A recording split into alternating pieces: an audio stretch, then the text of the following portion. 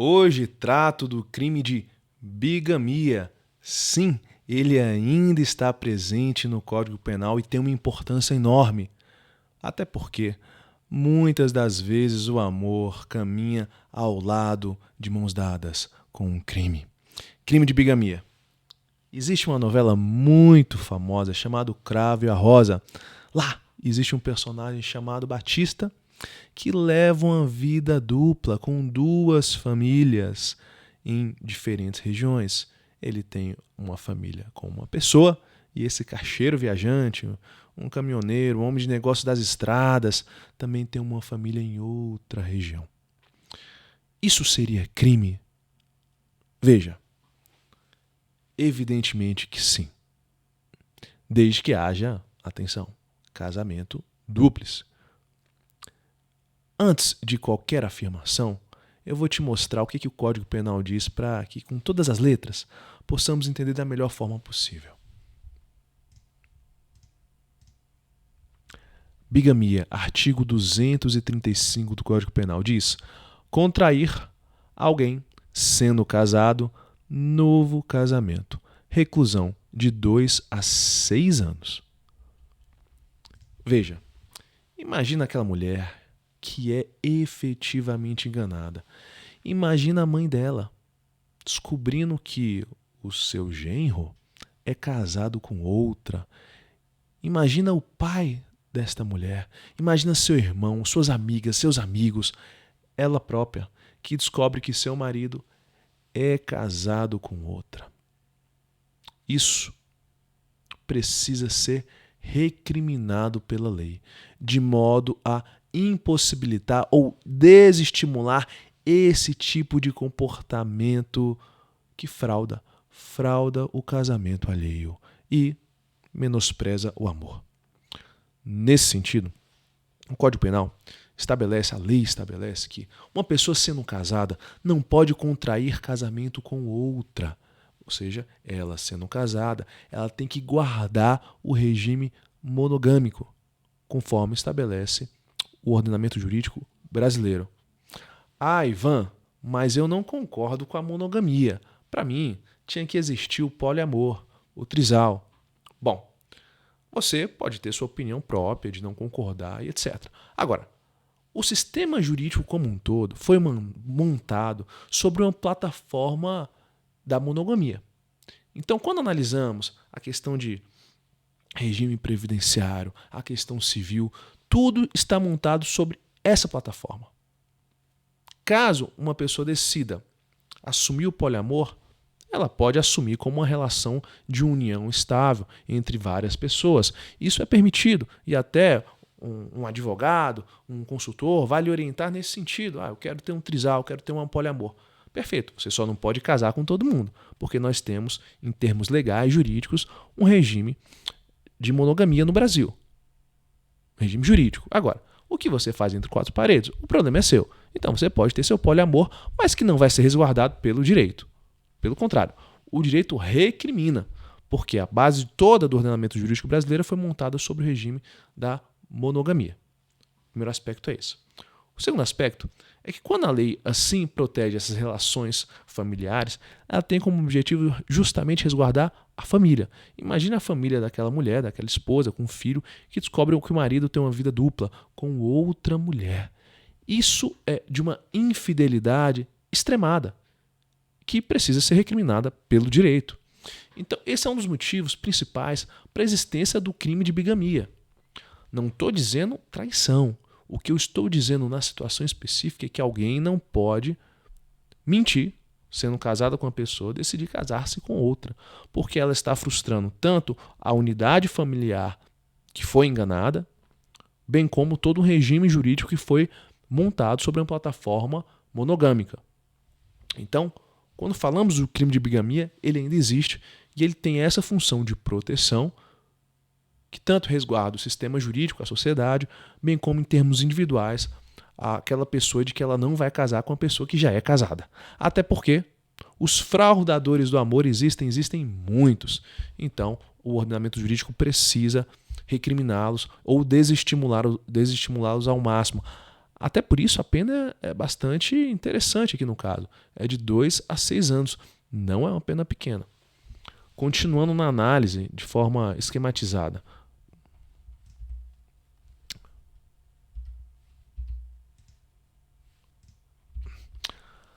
Além disso, não está passando aqui, mas eu falo sem problema aqui para vocês. Existe uma forma privilegiada, em que prevê que aquele que, não sendo casado, contrai casamento com pessoa casada, conhecendo essa circunstância, é punido com reclusão ou detenção de 1 a 3 anos. Deixa eu melhorar aqui e colocar isso na tela. Vamos ver aqui como é que eu faço. Pronto. Vai ficar o melhor dos mundos, mas vai dar para enxergar. Veja a forma privilegiada. Aquele que, não sendo casado, contrai casamento com pessoa casada, conhecendo essa circunstância, é punida com reclusão ou detenção de 1 a 3 anos. Essa é a situação da mulher ou do homem, que sabe que a outra pessoa é casada e decide mesmo assim casar com ela, frustrando o ordenamento jurídico que prevê o regime monogâmico como uma das principais entidades nas relações civis. Então, essa pessoa, sabendo disso, ela também vai cometer um crime. Só que o legislador decidiu, na situação específica, que o crime fosse outro, fosse nessa figura, dessa forma privilegiada, cuja pena é inclusive menor, veja, de 1 a 3 anos. A pena do principal é de 2 a 6, como visto. 2 a 6. Agora, na forma privilegiada, é de 1 a 3 anos. Em termos mais técnicos, vou até diminuir aqui, em termos mais técnicos, isso daqui nada mais é que é uma exceção pluralista à teoria monista no concurso de pessoas. Calma, Ivan. Isso é apenas um pouco de direito penal avançado. O Código Penal, em regra geral, prevê que aquela pessoa que comete o mesmo núcleo do tipo, ela pratica o mesmo crime. Nós chamamos isso de teoria monista no concurso de pessoas. Agora, há situações em que pessoas que cometem o mesmo núcleo, todavia o Código Penal, por uma questão de política pública, decide que não será o mesmo crime, como é no caso específico. Então é o que chamamos de exceção pluralista à teoria monista no concurso de pessoas. Um tópico jurídico avançado de direito penal, mas que é extremamente importante para entender diversos efeitos que radiam dessa consideração. Então, essa forma privilegiada é um exemplo, coisa que a gente vê na doutrina, mas estamos vendo aqui na prática agora, na lei, que é uma exceção pluralista à teoria monista no concurso de pessoas. Veja, não está só na doutrina, está no caso concreto, como nós observamos aqui. Então, ambas as pessoas buscam o mesmo resultado, aquela pessoa que casa, bem como aquela outra que, sabendo que a outra é casada, decide mesmo assim casar, querem o mesmo resultado, mas respondem por crimes diversos, certo? Além disso, é importante considerar que existem diversas teses defensivas, novamente, saindo um pouco da doutrina e partindo para a prática.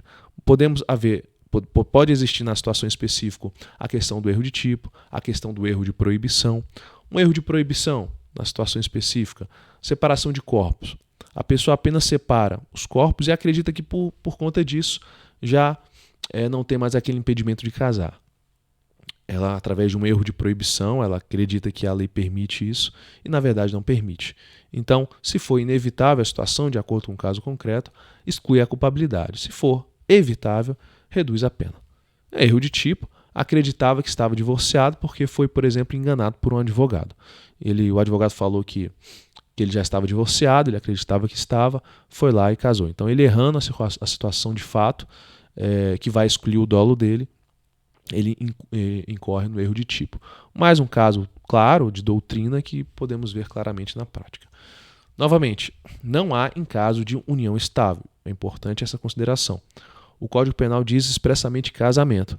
E, em relação à lei penal, a aplicação dela, nós devemos ter uma interpretação bastante restritiva. Não fala em união estável. Então, por conta disso, é permitida a pessoa que ainda é casada ter relação estável com uma terceira. O que não pode é ela casar. Então, no caso do cravo e a rosa, o Batista, o caixeiro viajante, como citado aqui no início, ele poderia sim, não cometeria crime caso ele tivesse essa segunda família. Todavia, se ele casasse com ela, que não era o caso na hipótese, mas se ele casasse com ela, aí ele cometeria o crime. Mas como ele só estava numa união estável, na época nem existia, na época da novela, né? Mas vamos supor que seja hoje. Se ele estivesse apenas na situação de união estável, não é crime. Então, eu vou repetir porque é muito importante. Comete o crime de bigamia aquele que, sendo casado, contrai novo casamento. Não comete crime de bigamia aquele que, sendo casado, contrai uma nova união estável. Não comete. Certo? Porque a interpretação tem que ser restritiva e o Código Penal fala de modo expresso em novo casamento e não nova união estável. E por conta disso, na questão do poliamor, como já explicado, vai ter a situação específica de não ter crime também, desde que a pessoa não decida casar. Então, se ela decide manter união estável com vários, aí é problema dela, problema íntimo dela, particular, que o direito penal não vai incidir na espécie. Todavia, se ela decide casar, já era casada, decide casar com um terceiro, haverá o crime. Se ela tentar casar com duas pessoas ao mesmo tempo, não vai ser possível de acordo com as regras do direito civil, então ela nem vai chegar a cometer esse crime porque antes ela não era casada, e se ela tentar casar com dois não vai conseguir porque as leis civis não permitem. Certo? Crime de bigamia ainda existe, é muito importante a sua consideração, principalmente na prática. Muitos acham que não existe mais, que pode fazer o que quiser, muitos confundem com infidelidade, o que não necessariamente é a mesma coisa. Muitos acreditam que ficam em dúvida em relação à união estável, o poliamor. Então acredito que todas as dúvidas foram tratadas aqui na situação. É um crime bastante interessante, de aplicação prática que é bastante incisiva e que, vamos ser sinceros, hoje para se divorciar, na maioria das vezes é bastante simples. O Código Civil estabeleceu diversas facilidades. Então, caso queira casar com outra pessoa, lembre-se, você precisa ser divorciado da anterior, caso fosse casado anteriormente. Certo? Forte abraço, fiquem com Deus.